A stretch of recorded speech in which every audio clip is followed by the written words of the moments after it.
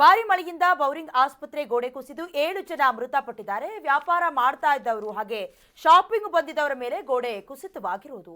ಆಸ್ಪತ್ರೆಗೆ CM DCM ಸೇರಿದಂತೆ ಸಚಿವರು ಕೂಡ ಭೇಟಿ ನೀಡಿದ್ರು. ರಾಜ್ಯ ಸರ್ಕಾರ ತಲಾ 5 ಲಕ್ಷ ಪರಿಹಾರ ಘೋಷಿಸಿದ್ರೆ ಪ್ರಧಾನಿ ಮೋದಿ 2 ಲಕ್ಷ ಪರಿಹಾರವನ್ನ ಘೋಷಣೆ ಮಾಡಿದ್ದಾರೆ. ಇನ್ನು ಘಟನೆಯ ಕುರಿತು ಲೋಕಾಯುಕ್ತ ಸ್ವಯಂ ಪ್ರೇರಿತ ಪ್ರಕರಣವನ್ನ ದಾಖಲು ಮಾಡಿಕೊಂಡಿದ್ದಾರೆ.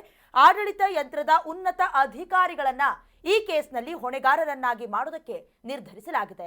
ಈ ವಿಚಾರಕ್ಕೆ ಸಂಬಂಧಪಟ್ಟ ಹಾಗೆ ಉಪಮುಖ್ಯಮಂತ್ರಿ ಡಿಕೆ ಶಿವಕುಮಾರ್ ಅವರು ಮಾತನಾಡಿದ್ದಾರೆ. ಒಮ್ಮೆ ನೋಡ್ಕೊಂಡು ಬರೋಣ. 7 ಜನ ಇಂಜುರೀಸ್ ಆದವರು ಇದ್ದಾರೆ. ಅಡ್ಮಿಷನ್ ಎಲ್ಲ ICU ನಲ್ಲಿ ಇದ್ದಾರೆ, ಇದರಲ್ಲಿ ಅಡ್ಮಿಟ್ ಮಾಡಿದ್ದಾರೆ.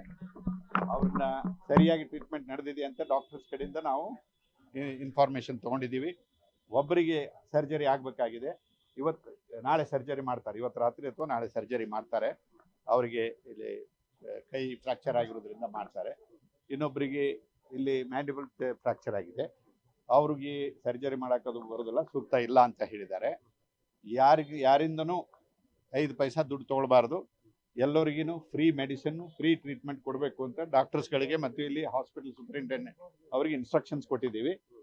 ಅವರಿಗೆ ಅವರ ಬಂಧು ಬಾಂಧವರವ್ರ ಜೊತೆ ಬಂದವರಿಗೆ ಅವರಿಗೆಲ್ಲ ರಿಯಶ್ಯೂರೆನ್ಸ್ ಮಾಡಿದ್ದೀವಿ. ಯಾರಾದರೂ ನಿಮಗೆ ಹೊರಗಡೆದ ಮೆಡಿಸಿನ್ ತೊಗೊಂಬನ್ನಿ, ಇಂಜೆಕ್ಷನ್ ಇಲ್ಲಿಲ್ಲ, ಹಾಗೆ ಹೀಗೆ ಅಂತಂದರೆ ನಮಗೆ ರಿಪೋರ್ಟ್ ಮಾಡಿರಿ, ಫೋನ್ ಮಾಡಿರಿ ಅಂತ ಹೇಳಿದ್ದೀವಿ. ಸೊ ಆ ಥರ ಸೂಕ್ತ ಆ್ಯಕ್ಷನನ್ನು ನಾವು ಈ ಕೇಸನ್ನು ರಿಜಿಸ್ಟರ್ ಮಾಡ್ತೀವಿ ಹೇಗಿದ್ದರು. ಸೊ ಅವ್ರಿಗೇನು ಸಲ್ಲಬೇಕಾದಂಥ ಕಾಂಪೆನ್ಸೇಷನ್ ಏನು ಕೊಡ್ಬೋದು, ಕಾನೂನು ಪ್ರಕಾರ ಏನೇನು ಅವರಿಗೆ ಬೆನಿಫಿಟ್ಸ್ ಕೊಡಿಸ್ಬೋದು ಅನ್ನೋದನ್ನು ಕೂಡ ನಾವು ಎಕ್ಸಾಮಿನ್ ಮಾಡಿ we will take all necessary action. ನಾನು ಯಾವ ಅಧಿಕಾರಿಗಳ ನಿರ್ಲಕ್ಷ್ಯನೂ ನಾನು ಹೇಳೋದಿಲ್ಲ. ಅದು ವಾಜಪೇಯಿ ಅವರ ಹಾಸ್ಪಿಟ್ಲ್ ಏನಿದೆ, ಈಗ ಹಿಂದೆ ಬೋರಿಂಗ್ ಇತ್ತು, ಈಗ ವಾಜಪೇಯಿ ಹಾಸ್ಪಿಟ್ಲ್ ಇದೆ. ಅಲ್ಲಿ ಗೋಡೆ ಇತ್ತು, ಗೋಡೆ ಹಿಂದೆ ಮಣ್ಣು ತುಂಬಿಟ್ಟಿದ್ರು. ಅದು ಹಳೆ ಗೋಡೆ, ಅದನ್ನು ಹಳೆ ಗೋಡೆ ಅದು ಪಕ್ಕದಲ್ಲೆಲ್ಲ ಮರಗಳೆಲ್ಲ ಹಾಕ್ಬಿಟ್ಟಿದ್ದಾರೆ. ಆ ಪ್ರೆಷರ್ ತಡೆನಾತೆ ಅದು ಬಿದ್ದಿದೆ. ಆ ರೋಡಲ್ಲಿ ಕಂಪ್ಲೀಟ್ ಇನ್ನು ಯಾರನ್ನು ಕೂಡ ನೀವು ಕುಂಡ್ರಿಸಬಾರ್ದು ಅಂತ ನಾನು ನೆನ್ನೆ ರಾತ್ರಿ ನಿರ್ದೇಶನ ಕೊಟ್ಟಿದ್ದೀನಿ. ಅಂತ ಎಲ್ಲೆಲ್ಲಿ ಗೋಡೆಗಳಿದೆ ಎಲ್ಲ ಐಡೆಂಟಿಫೈ ಮಾಡಿ ಅಂತ ಹೇಳಿದೀವಿ. ಆಲ್ ಸ್ಟ್ರೀಟ್ ವೆಂಡರ್ಸ್ನ ಅಂಥ ಗೋಡೆಗಳ ಪಕ್ಕ ಎಲ್ಲ ಖಾಲಿ ಮಾಡಿಸ್ತೀವಿ. ನೋಡಿ, ಈಗ ಸುಮಾರು ಒಂದು 7 ಪೇಷಂಟ್ಸ್ ಇದ್ದಾರೆ. ಅದರಲ್ಲಿ 2 ಸೀರಿಯಸ್ ಇಂಜುರೀಸ್ ಇದೆ, 1 ಫ್ರ್ಯಾಕ್ಚರ್ ಇದೆ. ಆಮೇಲೆ ಅದಕ್ಕೆ ಮಿಕ್ಕಿದ್ದೆಲ್ಲ ಟ್ರೀಟ್ಮೆಂಟ್ ಕೊಡ್ತಾ ಇದ್ದಾರೆ. ಎಲ್ಲ ಪೇಷಂಟ್ಸ್ ಎಲ್ಲ ಔಟ್ ಆಫ್ ರಿಸ್ಕ್ ಅಂತ ಹೇಳಿದ್ದಾರೆ. ಹಾಗಾಗಿ ಇಲ್ಲಿ ಏನು ಚಿಕಿತ್ಸೆ ಅವಶ್ಯಕತೆ ಇದೆ ಅದನ್ನು ಕೊಡ್ತಾ ಇದ್ದಾರೆ. ಸೀರಿಯಸ್ ಇಂಜುರೀಸ್ ಇರುವಂಥವ್ರು ಬೇರೆ ಕಡೆ ಶಿಫ್ಟ್ಗೆ ಇಲ್ಲ, ಇಲ್ಲಿ only 1 patient with femur fracture ಇದೆ. ಅದು ಸ್ವಲ್ಪ ಅವರ ಹಿಮೋಗ್ಲೋಬಿನ್ ಕಮ್ಮಿ ಇದೆ ಅಂತ ವೇಟ್ ಮಾಡ್ತಾ ಇದ್ದಾರೆ. ಸೊ ಈಗ ಫಿಟ್ ಫಾರ್ ಸರ್ಜರಿ ಆದಮೇಲೆ ದೇ ವಿಲ್ ಆ ಸರ್ಜರಿ ಫೀಮರ್ ಫ್ರ್ಯಾಕ್ಚರಿಗೆ ಮಾಡ್ತಾರೆ. ಮಿಕ್ಕಿದ್ದೇನು ಬೇರೆ ಸೀರಿಯಸ್ ಇಂಟರ್ವೆನ್ಷನ್ ಅವಶ್ಯಕತೆ ಇಲ್ಲ ಅಂತ ಡಾಕ್ಟರ್ಸ್ ಮಾಹಿತಿ ಕೊಟ್ಟರು. ಸರ್, ಇವರೆಲ್ಲ ಕೊಡ್ತಾರೋ ಹೇಳಿಕೆಗಳನ್ನ ಗಮನಿಸ್ತಾ ಇದ್ರೆ ಲೂಟಿ ಆದ್ಮೇಲೆ ಕೋಟೆ ಬಾಗಿಲು ಮುಚ್ಚೋದಕ್ಕೂ ಮುಂದಾಗ್ತಿದ್ದಾರೆ ಅನ್ನೋದು ಗೊತ್ತಾಗ್ತಾ ಇದೆ. ಸರ್, ಈ ಮಳೆಗಾಲದ ಮುನ್ನೆಚ್ಚರಿಕೆ ಏನು ತಗೋಬೇಕು, ಅದರಲ್ಲಿ ಸಂಪೂರ್ಣವಾದ ನಿರ್ಲಕ್ಷ್ಯವನ್ನು ತಳೆದಿರೋದು ಒಂದು ಮಳೆಯಲ್ಲೇ ಗೊತ್ತಾಗಿರುವಂಥದ್ದು. ಹಾಗಾಗಿ ಬೋರಿಂಗ್ನ 7 ಜನ ಏನು ಪಾಪ ಅವರು ಮೃತರಾಗಿದ್ದಾರೆ, ಅದನ್ನು ನೋಡ್ತಾ ಹೋದರೆ ಕೆಲವೊಂದು ಅಮಾನತ್ತುಗಳು ಸಾಕಾಗೋದಿಲ್ವೇನೋ ಶಿಕ್ಷೆ ಅನ್ನೋ ಮಟ್ಟಕ್ಕೆ ಆಗುತ್ತೆ. ಇವರು ಬಂದು ಮೈಕ್ ಮುಂದೆ ಹೇಳ್ತಾರೆ, ಲೋಕಾಯುಕ್ತ ಖುದ್ದಾಗಿ ಸ್ಥಳಕ್ಕೆ ಬಂದು ಅಲ್ಲೇನೋ ಒಂದಷ್ಟು ಬೆಳವಣಿಗೆ ನಡೆಸಿರೋದ್ರಿಂದ ಕೆಲವರಿಗೆ ಬಿಸಿ ಮುಟ್ಟೋ ಕಾರ್ಯ ಆಗುತ್ತೆ. ಅವರು ಖುದ್ದಾಗಿ ಕೇಸ್ ದಾಖಲಿಸ್ಕೊಂಡಿದ್ದಾರೆ. ಅದರ ನಿಟ್ಟಲ್ಲಿ ಒಂದಷ್ಟು ಕಾರ್ಯಾಚರಣೆಗಳಾಗುತ್ತೆ. ಅಲ್ಲಿ ಈ ಉನ್ನತ ಮಟ್ಟದ ಅಧಿಕಾರಿಗಳನ್ನೇ ಹೊಣೆಗಾರರನ್ನಾಗಿಸಿ ಅವರು ಕೇಸ್ ದಾಖಲಿಸ್ಕೊಂಡಿರೋದ್ರಿಂದ ಒಂದಷ್ಟು ಬಿಸಿ ಮುಟ್ಟೋದ್ರಲ್ಲಿ ಯಾವುದೇ ಅನುಮಾನ ಬೇಡ. ಈಗ 5 ಲಕ್ಷ ಸರ್ಕಾರದಿಂದ, ರಾಜ್ಯ ಸರ್ಕಾರದಿಂದ 2 ಲಕ್ಷ ಪ್ರಧಾನಿಗಳ ನಿರ್ವಹಣಾ ಇದರಿಂದ ಬರುತ್ತೆ. ಸೊ ಅಲ್ಲಿ ಒಂದು 7 ಲಕ್ಷ ಸಿಗುತ್ತೆ. ಬಟ್ ಏನೇ ಆದ್ರೂ ಕೂಡ ಹೋದರು. ಇವರ ದಿವ್ಯ ನಿರ್ಲಕ್ಷ್ಯ, ಇವ್ರ ಕಣ್ಣು ಮುಂದೆನೇ ಇರ್ತಾಯಿತ್ತು ಶವಾಗಾರದ ಗೋಡೆ, ಅದು ಕಾಂಪೌಂಡು.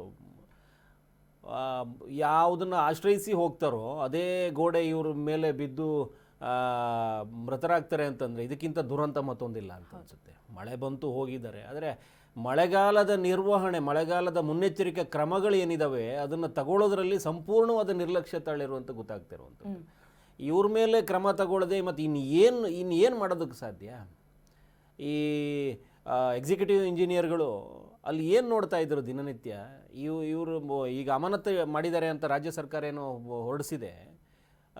ದಿನನಿತ್ಯ ನೋಡೋ ಕೆಲಸಗಳನ್ನು ಇವ್ರ ಕಣ್ಣು ಮುಂದೆನೇ ನಡೆಯುವಂಥದ್ದನ್ನು ಇವರು ಗಮನಿಸದೇನೆ ಇವರು ನಿರ್ಲಕ್ಷ್ಯ ಮಾಡ್ಕೊಂಡು ಕೂತ್ಕೊಂಡು ಇನ್ನೊಬ್ಬರು ಪ್ರಾಣನೂ ತಗೊಳ್ತಾರೆ ಅಂತಂದರೆ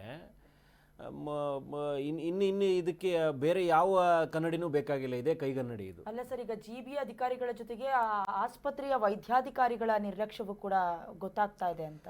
ವೈದ್ಯಾಧಿಕಾರಿಗಳು ಇದಕ್ಕೆ ಸಂಬಂಧಪಟ್ಟಂಗೆ ಆದರೆ ಏನಾಗುತ್ತೆ, ಇಡೀ ವ್ಯವಸ್ಥೆ ಇದು ಇಲ್ಲಿ ಆ ಬೌರಿಂಗ್ ಅಂದರೆ ವಾಜಪೇಯಿ ಸಂಬಂಧಪಟ್ಟಂಗೆ ಏನಿದೆ ಅಲ್ಲಿ ಆಸ್ಪತ್ರೆ ಮತ್ತು ವೈದ್ಯಕೀಯ ಶಿಕ್ಷಣ ಇಲಾಖೆ ಅಡಿ ಬರುವಂಥವು ಅವ್ರುಗಳದ್ದೇ ಬೇರೆ ಬೇರೆ ಲೋಪದಲ್ಲಿ ಕೂತ್ಕೊಂಡಿದ್ದಾರೆ. ಇವರು ಇದು ಯಾವ ಇದು ಕಾಣಿಸ್ಕೊಳ್ಳೋದಿಲ್ಲ ಅವರಿಗೆ.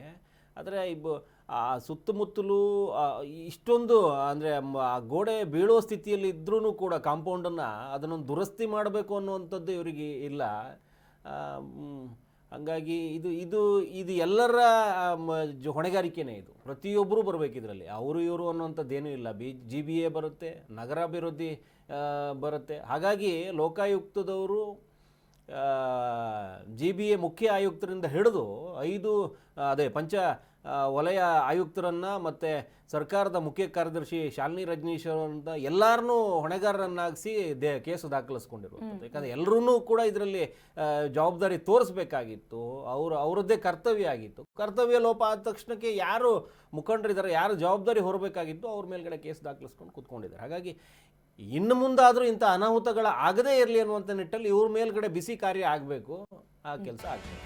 ಕರ್ನಾಟಕ ನ್ಯೂಸ್ ಬೀಟ್ ಫಾಲೋ ಮಾಡಿ, ಸಬ್ಸ್ಕ್ರೈಬ್ ಮಾಡಿ.